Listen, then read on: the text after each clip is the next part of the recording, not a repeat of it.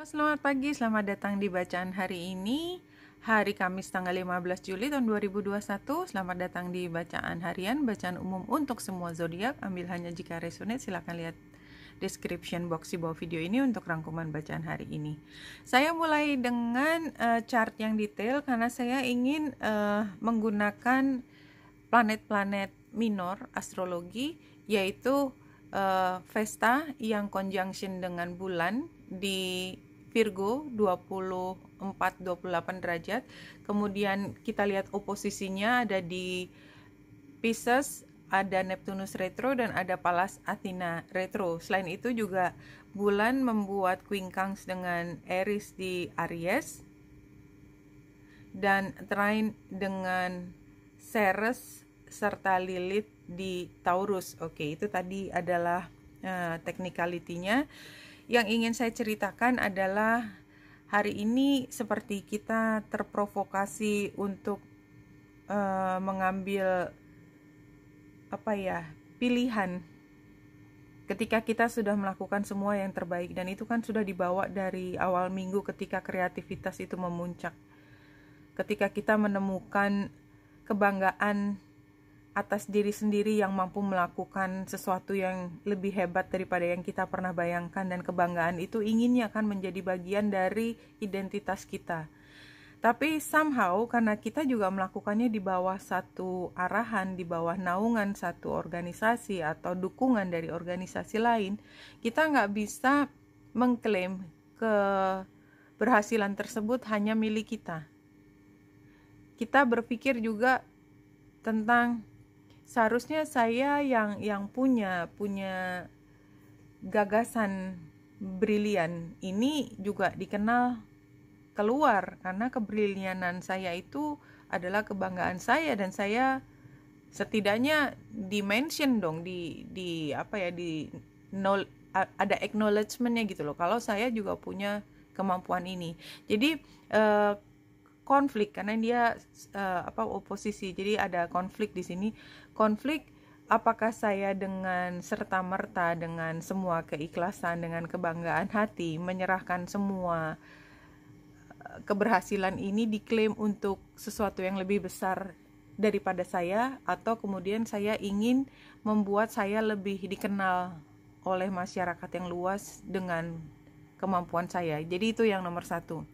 Nah, tapi kecenderungannya adalah karena Aries di Aries-nya ini quincunx, jadi kita tanpa sadar kita berpikir bahwa kita jadi nggak terlalu puas dengan pembagian atau pemberian dari tadi identitas yang lebih besar. Seharusnya saya mendapatkan sesuatu yang lebih besar daripada itu. Itu datangnya dari energi Aries yang quincunx ke bulan, dan kemudian trine dengan Lilith dan Ceres juga. Jadi konflik Lilithnya kan sebenarnya kita ingin diakui, tapi Lilithnya mengatakan bahwa loh, ini dengan keberhasilan ini aja kan kita udah naik tingkat, kita udah dapat sesuatu lebih banyak. Kenapa kita ingin sesuatu yang lebih? Ya iyalah, kita emang perlu sesuatu yang lebih dong.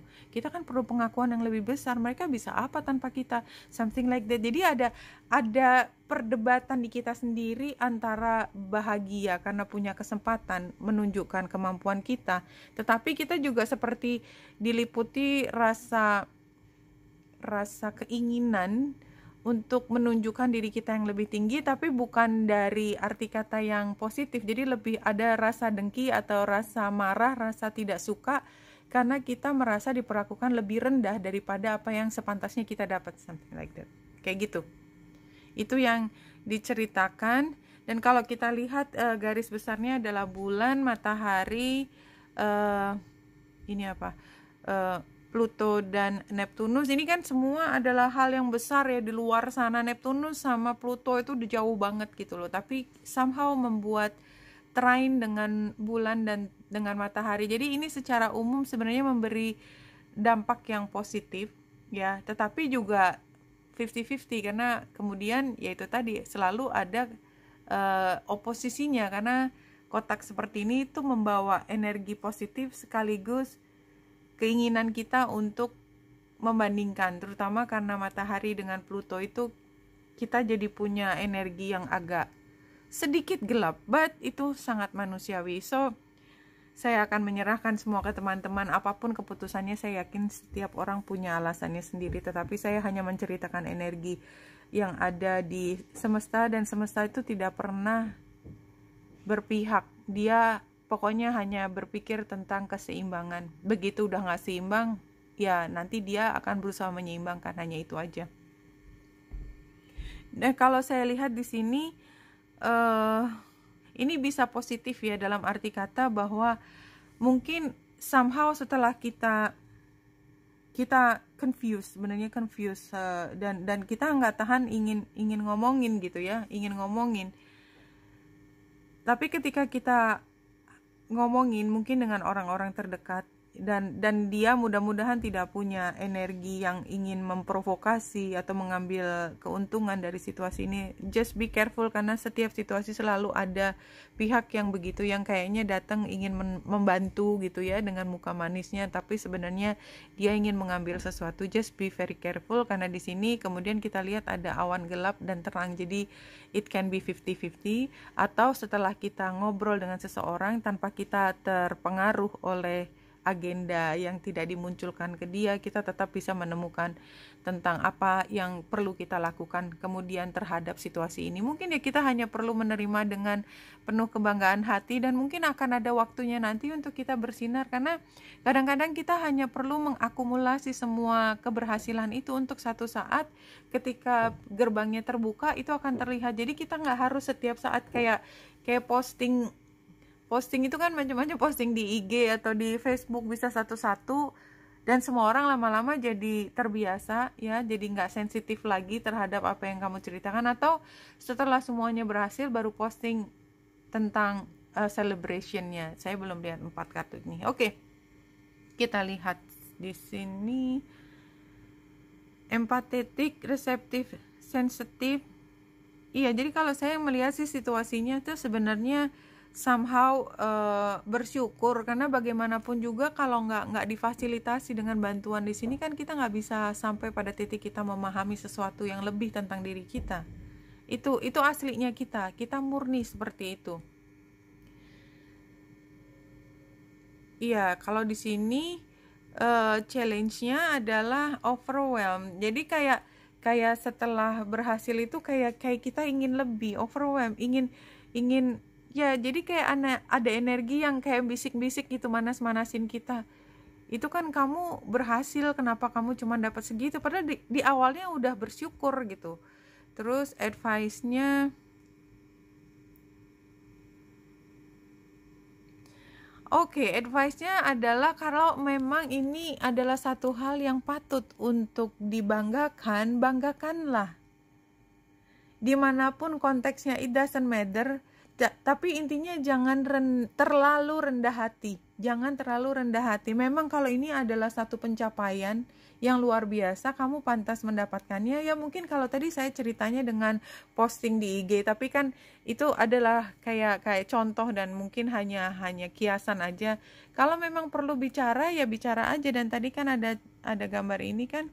Ini juga artinya kan penghargaannya, ataupun kita ngomong aku dong berhasil. Bukan yang dengan seremonial kegiatan itu terus kita mendapatkan piagam penghargaan. Enggak, kita hanya aku dong berhasil, aku bisa, kayak gitu. Jadi kalau menurut saya memang kita perlu untuk tidak seperti biasanya kita membanggakan hasil kita, karena itu efeknya bagus untuk diri kita. Ketika kita seperti memuji diri sendiri, itu sama sekali bukan energi yang hilang ya, itu seperti menguatkan kita untuk kita melakukan lebih baik lagi, atau sama baiknya minimal ke depannya. Outcome-nya ya, dan aku ngerasa sih emang kayaknya keberhasilannya ini kayaknya memang kondisinya adalah hasil dari kerja sama banyak orang, dari kolaborasi, but somehow mungkin kontribusi kita agak besar dan kita merasa perlu untuk mendapatkan acknowledgement. Tapi kayaknya mereka juga punya perasaan yang sama dengan kita, sehingga kayaknya mereka nggak melihat apa yang menjadi kelebihan atau yang menjadi pengorbanannya kita. anyway it doesn't matter ya, karena Ace of Cups terbaliknya di outcome ya, mereka memang melihatnya ini adalah hasil kerja bersama, bukan individual. Tetapi secara personal kita tetap bisa mengatakan dengan bangga hati ke banyak orang, saya berhasil waktu itu. Jadi kita bikin konteksnya kan, karena juga konteks sosial ya, konteksnya waktu itu dia begini, saya begini gitu, nggak apa-apa. Jadi energinya adalah membanggakan. Mungkin nggak semua orang juga suka, it doesn't matter.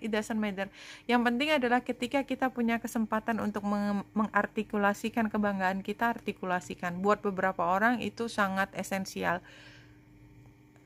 Saya pada posisi yang saya senang kalau saya bercerita tentang keberhasilan saya, but most of the time tidak ada orang tertarik. Anyway, pengalaman saya selalu begitu. Anyway, it doesn't matter, karena toh saya terus berjalan.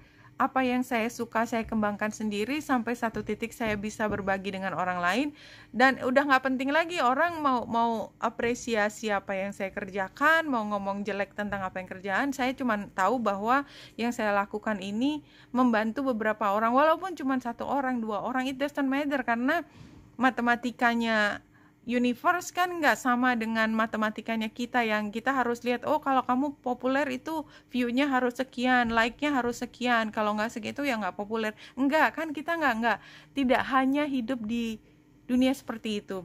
Kalau kita dibanding-bandingkan karena view atau karena like-nya dikit, so what gitu loh. It doesn't matter, it's just like that. Semua orang juga yang dapat gitu bangga. Mungkin beberapa orang dapat duit banyak dari situ. Anyway gitu deh. Kita berarti bukan orang yang hidup dari apa ya, nya orang, ketertarikannya orang. It doesn't matter, kita punya cara lain untuk bisa mengabdikan kelebihan kita. Oke. Saya merasa seperti blabbering dan bicara tentang diri saya sendiri.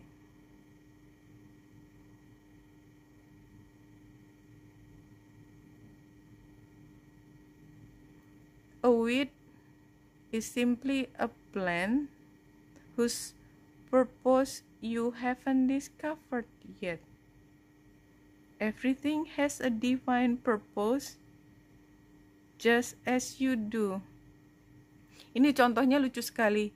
Weed itu ganja kan? Ganja itu hanya tanaman yang tujuan akhirnya kita nggak tahu. Yang jelas sekarang kita tahu orang make buat fly, sebagian yang kalau di Indonesia tidak legal. Sebagian ganja dipakai juga untuk bahan untuk membuat anestetik, jadi dipakai untuk tujuan kedokteran, dan itu sangat membantu buat yang punya nyeri tidak bisa tertahankan, dan memang harus ditahan nyerinya supaya dia bisa hidup dengan lebih tenang, karena nyeri itu luar biasa. Teman-teman ketusuk duri kecil di tangan aja kan rasanya nangis kayak apa. Buat beberapa ada penyakit yang benar-benar nyeri luar biasa tidak tertahankan, dan itu salah satu gunanya ganja. Doesn't matter, saya hanya bercerita bahwa di satu sisi dia punya makna yang kita langsung berpikir itu negatif, di sisi lain sebenarnya dia punya manfaat. Everything has a divine purpose, just as you do. Jadi kalau kita barangkali dalam sepak terjang kehidupan kita tidak sepenuhnya kita bangga juga, ya pasti ada di satu periode dalam kehidupan kita merasa tidak bangga dengan apa yang kita sudah lakukan. It doesn't matter, tapi setiap langkah kita itu membawa kita ke kita yang saat ini, yang sudah menjadi lebih dewasa, yang lebih mampu, dan kemudian mampu berkontribusi terhadap kemanusiaan di dunia. Jadi semua itu, bahkan di masa-masa yang paling tanda petik kelam tersebut, itu ada tujuannya. Karena ketika kita berada di tempat itu, kita tahu lebih banyak tentang orang lain. Kita sekarang mampu berempati, kita mampu memiliki logika untuk keberpihakan. It's something big ya. Oke, Wenita Indrasari sini semoga membantu. Salam hati dan cahaya.